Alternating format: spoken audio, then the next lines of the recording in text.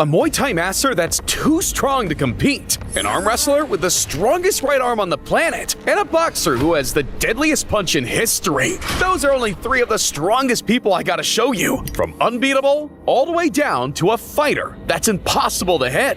This is Lordzilla Chumpator, and he's got some of the fastest reflexes you'll ever see. International kickboxing of Muay Thai champion. Yeah, the dude's untouchable. I mean, while most fighters are battling for survival, Lordzilla's just vibing.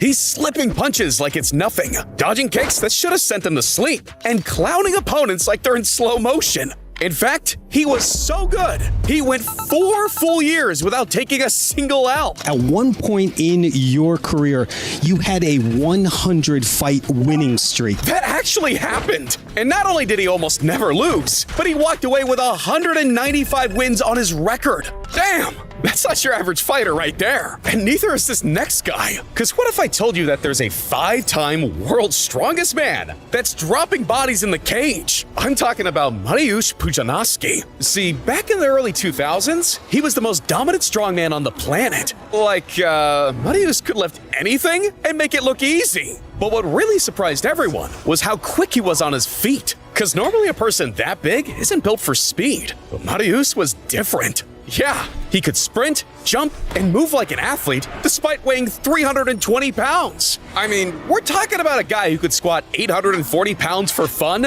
and once pulled an 88,000-pound plane like it was nothing. So after dominating strongman competitions for over a decade, it was obvious that Mariusz was still hungry for more. And that's when he figured it was time to put all that explosiveness to work and do something no one saw coming. He traded his strongman trophies for MMA gloves and shocked the world. Because not only did he smoke his very first opponent in just 43 seconds, but in his second fight, he straight up bodied the guy for 2 full rounds.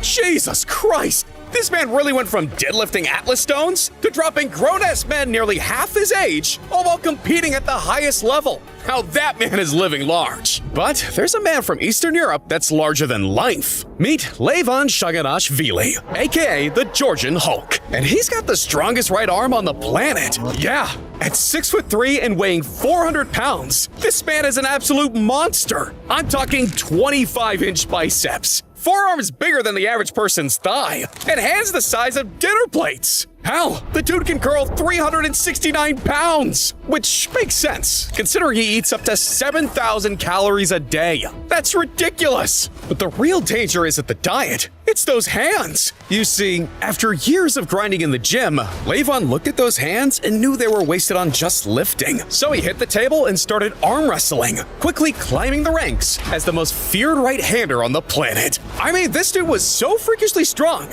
he was snapping arm wrestling handles and bending steel bars made for elite athletes. And as time went on, he only got stronger. Strong enough to stack multiple World Arm Wrestling Federation titles, several European championships, and became the world's arm wrestling champion 7 times. And the craziest part? He's still at the top of his game. What a legend. And if we're talking legends, we gotta mention Mirko Cro Cop, because he bullied the entire heavyweight division with just one move. See, Cro Cop wasn't just some fighter off the street. He was a former Special Forces anti-terror officer who walked into kickboxing and MMA with something he'd been perfecting all his life. A kick so dangerous, there was no coming back from it. Yeah, and over the years, he turned that thing into a global execution notice, to the point where even fighters had a saying for it. Right kick, hospital, left kick, cemetery, and he has sent many opponents to the MMA mausoleum with that left missile. There it is. Holy crap! Cro Cop went on a killing spree. He took on everyone the divisions had to offer by dropping them one by one, which is exactly why he walked away with 52 career knockouts and even once ended a fight with a single head kick in 46 seconds. Yeah, that guy's a cheat code. And so is this next fighter, because even though it doesn't look like it, he was a fat man with a kill shot. This is Eric Ashe, a fighter from Jasper, Alabama, and one of the greatest all-around heavyweights of all time. You see, back in the 90s, Eric was just an ordinary factory worker, competing in tough man contests on the side for fun, when something crazy happened. This 5'11", 300-pound powerhouse started knocking people out so fast, promoters had no choice but to keep bringing him back. It was unbelievable. And the the world agreed, because out of 91 boxing matches, the dude won 77 of them. I mean, at one point, he even went 6 whole years undefeated. 6 years of terrorizing the division. And he got so good, they literally created a whole new championship belt just for him. The IBA Super Heavyweight title. But even despite all the success, Eric always said he was a fighter, not a boxer. So in 2003, he switched over to kickboxing and MMA instead, and turned into an absolute savage, taking on fights with anyone, and eventually landing himself a spot at WrestleMania in front of thousands of people. Damn, that place was packed. But imagine if all those people were subscribed to the channel. We'd be unstoppable, So what are you doing? Subscribe. But if we're talking unstoppable, we gotta mention the man with a punch so powerful, it set a world record. Francis Ngannou. You see, Francis isn't just strong. He's scientifically proven to be stronger than anyone else. Let me explain. This is the hardest recorded punch in fight history, measuring in at over 129,000 units, which, in case you were wondering, is the equivalent of getting hit by a small car going full speed. Yeah, one punch from this man is basically a car crash. Look at that. The fight's over. Stipe's done. Man, that's one dude you don't want to mess with. But there are a lot more dangerous people coming up. Like this fighter that was so overpowered, he forced rule changes. The most feared wrestler in sports history. Or this boxer with a 90% knockout rate. And we'll get to all that and much more. But first, we gotta talk about someone that's even more terrifying. Cause Francis might have the most power, but John Bone Jones, he's never lost to anyone but himself. Deep inside yourself, are you a good guy trying to be bad? Or are you a bad guy trying to be good? That's a good question.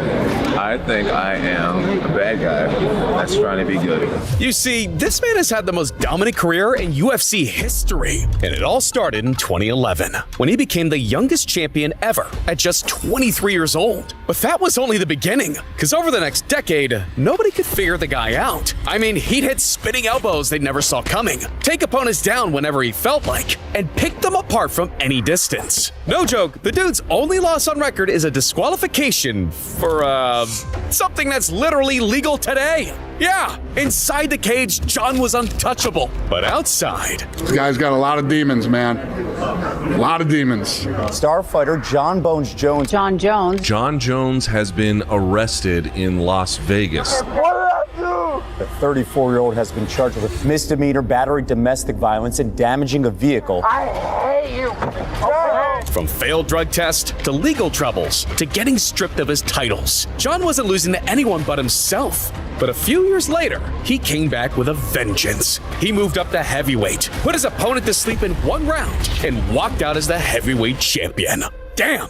Turns out the only person who could stop John Jones is John Jones. But look, as unbeatable as he is, there's actually one man who makes him look beatable. Russia's Alexander Karelin has won 2 straight Olympic gold medals in Greco-Roman wrestling and hasn't lost a match in 9 years. Yeah. Meet Alexander Karelin, a 6'3" beast with 887 wins under his belt and only 2 losses. You see, at the end of the last century, Alex was in a league of his own, cause for 13 years straight, he didn't lose a single point while competing, to the point where people actually started calling him the experiment because they were convinced he wasn't human.